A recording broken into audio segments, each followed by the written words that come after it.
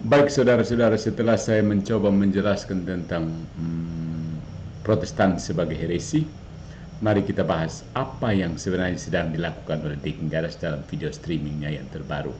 Seperti biasa, isinya adalah repetisi kebingungan abad ke-16 dan selebihnya adalah manipulasi retorika untuk eh, menggalang pengikut, menggugah emosi penonton, lalu meraup keuntungan berupa followers yang bertambah dan sikap anti Katolik yang bertambah. Mari kita lihat apa sebenarnya yang dilakukan Deking Garas dalam video streamingnya yang terbaru ini.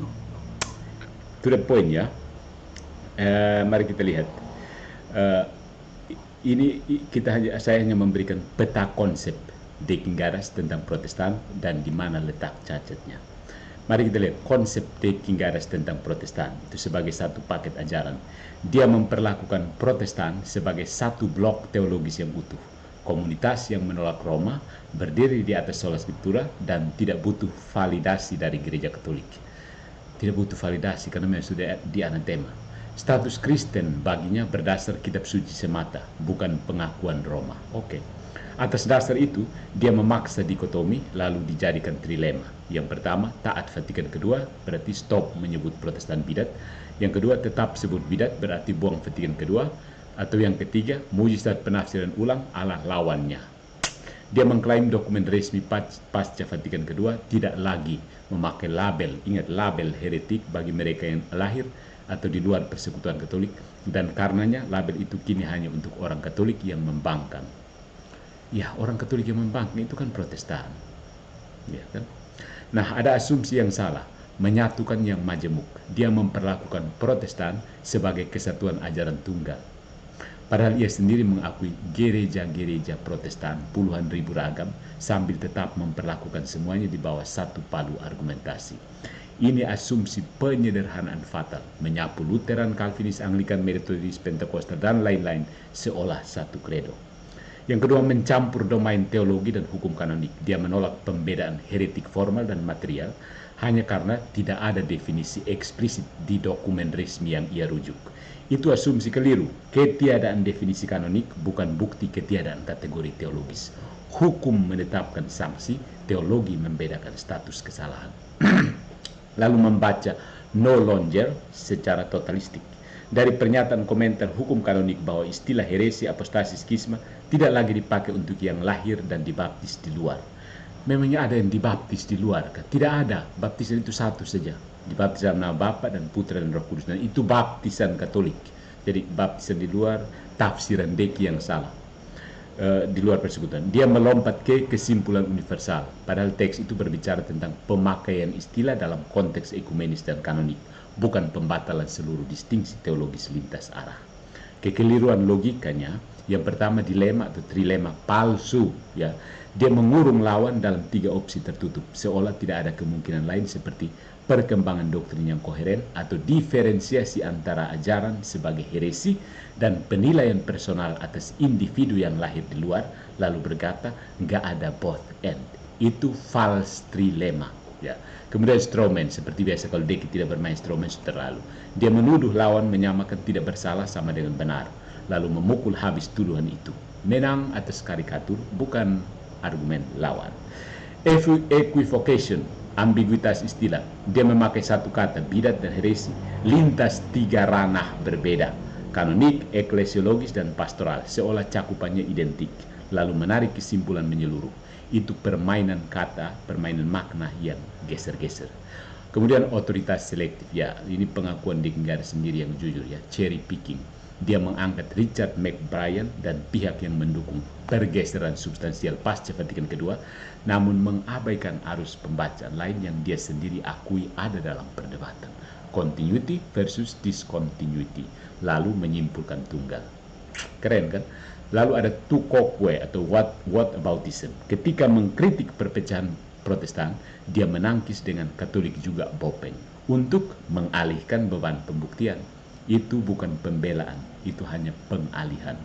Kemudian ada non sequitur dari komentar ke doktrin. Dari catatan komentator kanon, istilah itu tidak dipakai untuk yang lahir di luar, dia melompat ke, maka pembedaan formal atau material itu tidak ada. Padahal kesimpulan itu tidak mengikuti premis, namanya non sequitur.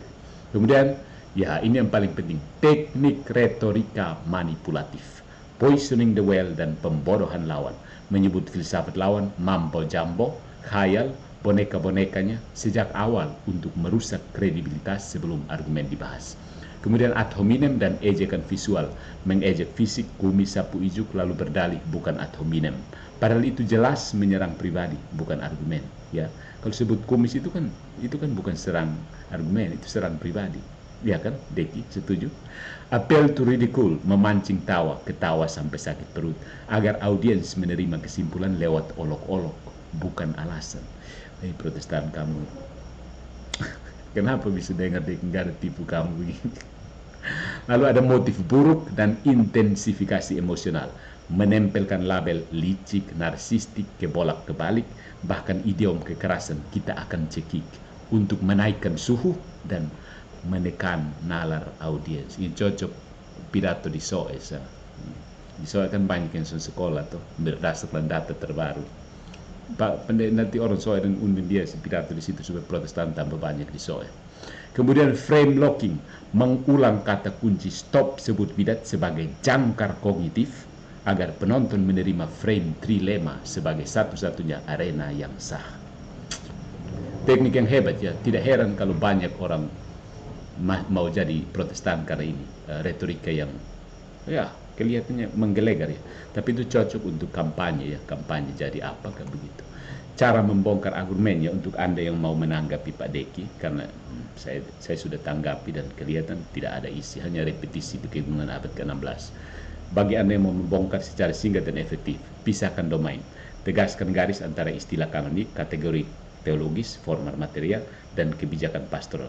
Jangan biarkan satu kutipan kanonik diubah jadi palu teologis serbaguna. Kemudian tolak generalisasi, minta spesifikasi. Protestan yang mana, kredo yang mana, karena satu blok tunggal itu fiksi retoris. Kemudian buka kunci trilema palsu, tunjukkan opsi rasional antara perkembangan ekspresi ajaran tanpa meniadakan substansi dan pembedaan tajam antara penilaian atas doktrin versus tanggung jawab personal. Kemudian jaga lapangan, main di argumen, bukan ejekan. Ya, biarkan mereka mengejek, kita tetap fokus pada argumen. Dan kita tahu bahwa mereka lebih banyak ejekannya daripada argumennya, karena argumennya tidak ada sebenarnya. Catat setiap ad hominem atau olok-olok dan kembalikan pembahasan ke premis, inferensi, dan konklusi. Jadi kebenaran tidak butuh bising Pak Deki, bedah asumsi, rapi-rapi istilah, dan biarkan argumen bernapas tanpa asap retorika. Dan di situ Protestan akan jatuh panjang. Ya. Protestan kalau tidak pakai retorika selesai. Kalau kamu membiarkan kebenaran itu berdiri sendiri seperti seekor singa, kamu tidak punya singa. Singa itu gereja Katolik, begitu. Jadi simpul benang merahnya, Deki Garis ini memperlakukan dokumen gereja Katolik seakan-akan ia membuka Alkitab dengan kacamata sola scriptura. Ya, ini asumsi mendasar ya. Membaca teks hukum dan magisterial Katolik seperti ayat Alkitab yang harus tunduk pada tafsir pribadinya. Nah, dalam bingkai itu, dia abaikan bahwa Katolik selalu memahami dokumen dalam 3 poros yang tak terpisahkan. Kitab suci, tradisi suci, dan magisterium sebagai penafsir sah. Karena ia memutus dokumen dari konteks hidupnya, yaitu tradisi dan otoritas gereja, yang muncul hanyalah opini yang tampak meyakinkan karena dibungkus kata dokumen resmi, namun dia hanya menggali dan mengutip untuk menguatkan agenda, tidak untuk mengabdi pada teks. Begitu ia menolak kategori formal dan material heretik atau memaksakan trilema yang dia buat sendiri, dia sebenarnya sedang membuat magisteriumnya sendiri, berperan sebagai paus bagi audiens yang bersedia untuk percaya. Jadi, retorika Deki Garis bukanlah pengajaran gereja, melainkan demonstrasi seorang pengkhotbah yang berusaha meminjam jubah gereja sambil mengklaim otoritas yang tidak dimilikinya. Ini memikat tetapi rapuh karena berdiri di atas tafsir pribadi, bukan fondasi yang diakui gereja. Tapi sekali lagi, kalau Pak Pendeta khotbah di SOES, saya yakin akan banyak orang bertambah jadi Protestan.